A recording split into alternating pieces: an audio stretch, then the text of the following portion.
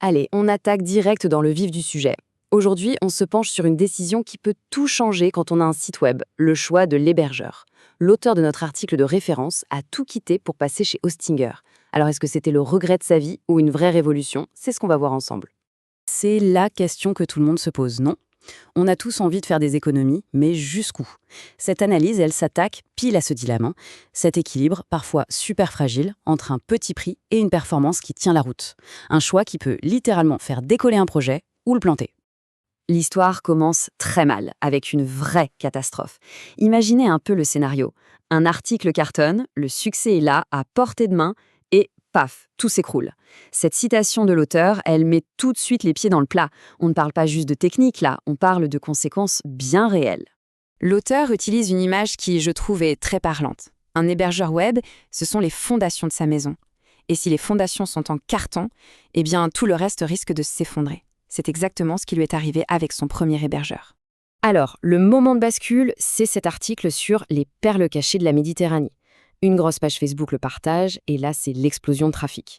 Sauf que l'hébergeur de l'époque, choisi surtout pour son prix, n'a tout simplement pas supporté la charge. Le rêve qui se transforme en plein cauchemar technique. Et ce qui est hyper important de comprendre ici, c'est que le coût n'était pas que financier. Oui, bien sûr, il y a eu les revenus publicitaires qui se sont envolés. Mais le pire, c'est la perte de confiance. Des milliers de personnes qui découvraient le site pour la première fois sont tombées sur une page d'erreur. Comme première impression, on a vu mieux, c'est clair. Bon, après cette douche froide, il fallait trouver une solution, et une solution fiable. C'est là que Hostinger arrive dans l'équation. Un collègue lui en a parlé et il a décidé de tenter le coup, même si, franchement, les prix étaient tellement bas que ça lui paraissait presque suspect. Son hypothèse, c'était ça. Est-ce que Hostinger pouvait vraiment être à la fois pas cher et performant? Et voilà, en résumé, ce qui l'a convaincu. Ce n'est pas qu'une histoire de prix, loin de là. C'est tout un package. La vitesse, grâce à des technologies vraiment modernes, une facilité d'utilisation assez bluffante, un support qui, pour une fois, répond vite et bien, et une sécurité qui est déjà incluse. C'est cet équilibre, en fait, qui a fait la différence. Allez, maintenant, on va ouvrir le capot et regarder ce qu'il y a dedans.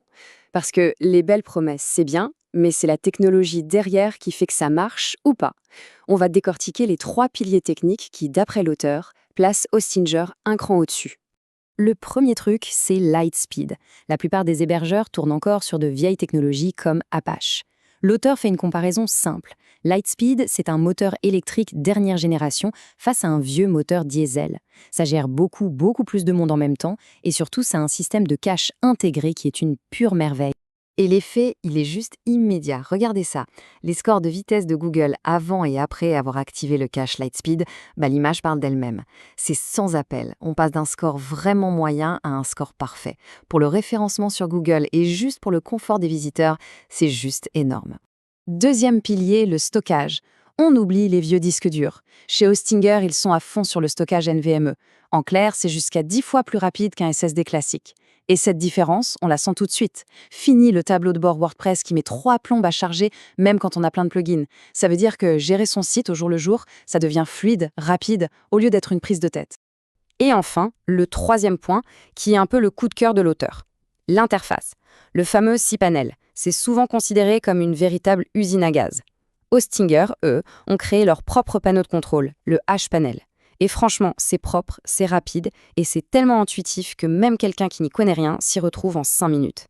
Le vrai plus ici, c'est le temps qu'on gagne et le stress en moins pour des tâches qui devraient être simples. Tout est logique, tout est à sa place.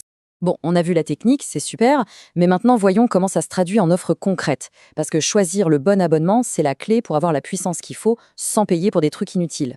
Ce tableau, il résume très bien les offres principales. Et l'auteur, il insiste sur un point. Il recommande chaudement l'offre business. Pourquoi?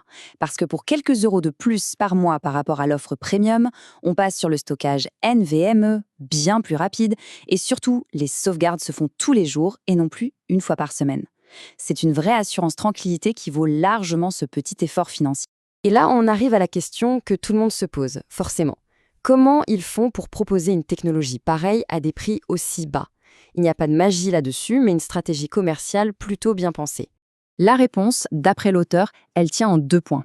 D'abord, comme ils développent leurs propres outils, comme le H-Panel, ils ne payent pas de frais de licence très coûteux à d'autres entreprises. Et deuxièmement, la technologie Lightspeed est tellement efficace qu'elle leur permet de mettre plus de sites sur un même serveur sans que ça rame. Moins de serveurs, ça veut dire moins de coûts matériels, moins de coûts d'énergie, et ces économies, ils les répercutent sur le prix final. C'est aussi simple que ça. Un des arguments massus de Hostinger, c'est la simplicité. Voyons si cette promesse de lancer un site en un temps record, c'est du concret ou juste du marketing.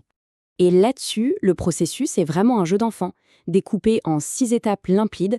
On choisit, on nomme, on configure, on installe, on sécurise et on optimise. Tout est guidé, tout est quasi automatique. C'est la preuve qu'une technologie de pointe peut être rendue super accessible, même sans avoir la moindre connaissance technique. On arrive à la fin de cette analyse. On a vu l'histoire, la technologie, la simplicité. Il est maintenant temps de boucler la boucle et de répondre à notre fameuse question du début. Juste avant le verdict, un chiffre. Un seul, mais il est capital. 99,99%. C'est leur garantie de temps de fonctionnement. Concrètement, ça veut dire que le site sera en ligne quasiment tout le temps.